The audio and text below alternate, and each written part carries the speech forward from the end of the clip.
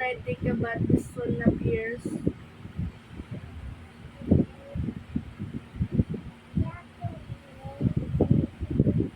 What?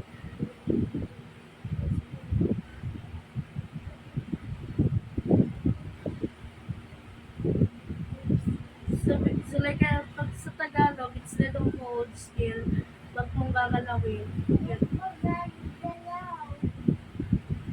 Or wag sabihin mo na lang, wag mong igagalaw. Yan, marunong ka na mag-Tagalog Instead of saying thank you, it's say, in Tagalog, it says, walang ano man. Ha? Thank you, walang ano man. Ay, wait lang. Salamat. Salamat. Oh my goodness, you're teaching your sister wrong. Yung my brain is not braining anymore. Okay. Again, ang thank you means salamat. But Walang ano normal ka man. means walang ano man. Like this.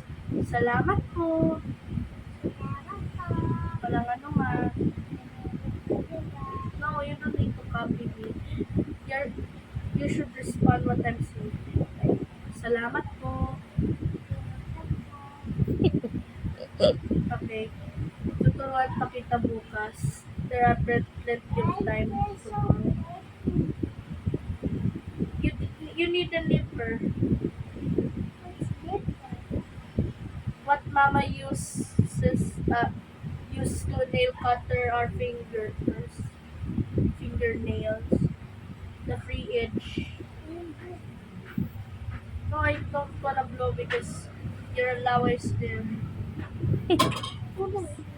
You wanna know why I don't like you're sick earlier?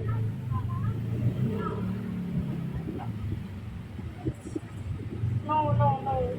Before you touch this one, where's your alcohol? After you cough, you should alcohol your hand.